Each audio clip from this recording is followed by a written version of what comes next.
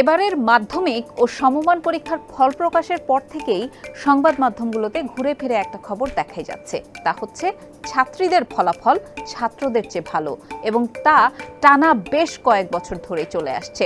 উচ্চ মাধ্যমিকে টানা 14 বছর এবং মাধ্যমিকে টানা 7 বছর ধরে ভালো ফল করছে ছাত্রীরা। কোন টোটকা ব্যবহার করে ছাত্রীরা ভালো ফল করছে আর ছাত্ররাই বা কেন পিছিয়ে পড়ছে, আর ছাত্রীরা এসব পরীক্ষায় ভালো ফল করলেও তারা উচ্চশিক্ষার ক্ষেত্রে কেন পিছিয়ে আসে?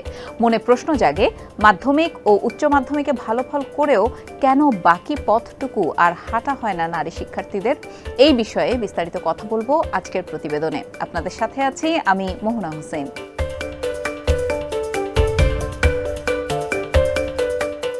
এবছর উচ্চ মাধ্যমিক ও সমমানের পরীক্ষায় শিক্ষার্থী অংশ নেয় মোট 13,74,488 জন। তাদের মধ্যে 6,98,135 জনই ছাত্র এবং 6,76,353 জন ছাত্রী। ফলাফলে দেখা গেল 80% বেশি ছাত্রী সফলভাবে উত্তীর্ণ হয়েছেন, যেখানে ছাত্রদের হার 76% কিছু বেশি।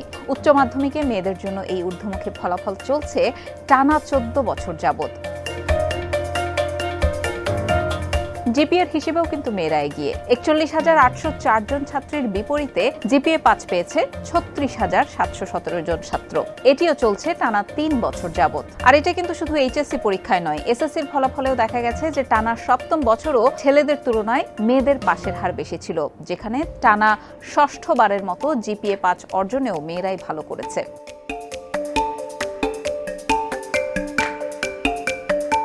ছাত্রীদের এই সাফল্য প্রধানমন্ত্রী শেখ হাসিনারও দৃষ্টি এড়ায়নি। তিনি ছাত্রীদের সাফল্যে উচ্ছ্বাস তো প্রকাশ করেছেনই, তবে উদ্বেগও প্রকাশ করেছেন ছাত্রদের অবনতির ব্যাপারে। উদ্বেগ প্রকাশ করেছেন বিশেষজ্ঞরাও। ঢাকা বিশ্ববিদ্যালয়ের উইমেন অ্যান্ড জেন্ডার স্টাডিজ বিভাগের অধ্যাপক ডক্টর সাইদ শাইখ ইমতিয়াজ বেশ কিছুদিন ধরে কিশোরদের মনস্তত্ত্ব নিয়ে কাজ করছেন। ছাত্রদের পিছিয়ে পড়ার ক্ষেত্রে তিনি কিছু কারণ চিহ্নিত করেছেন, যেমন ডিজিটাল ডিভাইস, গেমিংয়ে আসক্তির কারণে তারা পড়াশোনায় অমনোযোগী হয়ে পড়ছে। আর বেশিরভাগ ছাত্রদের ক্ষেত্রে দেখা যায় তাদের অল্প বয়সেই অর্থ উপার্জনের দিকে ঝুঁকতে হচ্ছে, তখন পড়াশোনার সাথে তারা আপোস করে ফেলে।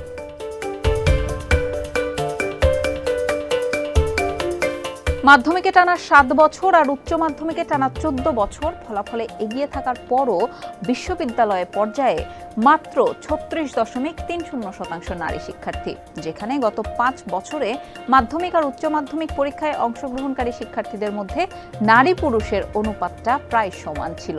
তার মানে মেয়েদের এই ভালো ফলাফল মাধ্যমিক আর উচ্চ মাধ্যমিকে এসেই আটকে যাচ্ছে। কিন্তু কেন? গ্লোবাল জেন্ডার গ্যাপ রিপোর্ট 2023-এর তথ্য বলছে, মাধ্যমিক শিক্ষা তালিকাভুক্তিতে লিঙ্গ ব্যবধান দূর করার ক্ষেত্রে বাংলাদেশ রয়েছে প্রথম স্থানে, অথচ বিজ্ঞান ও গবেষণায় নারীর সম্পৃক্ততা মাত্র 28%। ব্যানবেইজের সর্বশেষ তথ্য বলছে, বাংলাদেশ প্রকৌশল ও প্রযুক্তি বিশ্ববিদ্যালয় বুয়েটে ছাত্রীর সংখ্যা মাত্র 21.25%। আর অন্যান্য প্রকৌশল ও প্রযুক্তি বিশ্ববিদ্যালয়ের চিত্রও কম বেশি একই রকমই।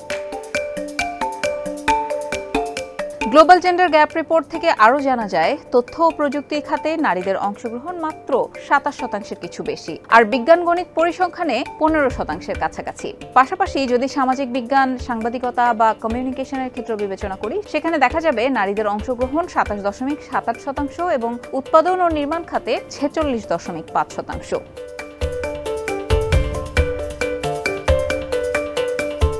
বিশেষজ্ঞদের মতে, পড়াশোনার মাঝপথে বিয়ে বা বাল্যবিবাহের কারণে তারা উচ্চশিক্ষা থেকে বঞ্চিত হন। পাশাপাশি আছে পরিবারের দায়িত্ব, সন্তানকে লালন পালন, পরিচর্যাকারীর সংকট, গৃহকর্মীর অভাব, অপর্যাপ্ত ডে কেয়ার, পরিবারের বয়স্ক ব্যক্তিদের দেখাশোনার দায়িত্ব এবং সর্বোপরি স্বামীর অনীহা। এসব পরিস্থিতিতে পড়ে অনেক নারী তাদের পড়াশোনা আর চাকরি ছেড়ে দিতে বাধ্য হন। আর একবার এই প্রতিযোগিতামূলক বাজারে পড়াশোনা বা চাকরি ছেড়ে দিলে পুনরায় সেখানে প্রবেশ করা কঠিন হয়ে যায়। আবার অনেক সময় অনেক মা বাবা মাধ্যমিক বা উচ্চ মাধ্যমিকের মেয়েকেই বিয়ে দিয়ে দিতে চান। এর পেছনে দুটি কারণ হতে পারে বলছেন বিশেষজ্ঞরা। প্রথমত, অভিভাবকরা হয়তো উচ্চশিক্ষার তাৎপর্য উপলব্ধি করতে ব্যর্থ, এবং দ্বিতীয়ত, অর্থনৈতিক চাপের কাছে তারা নতি স্বীকার করতে বাধ্য হয়।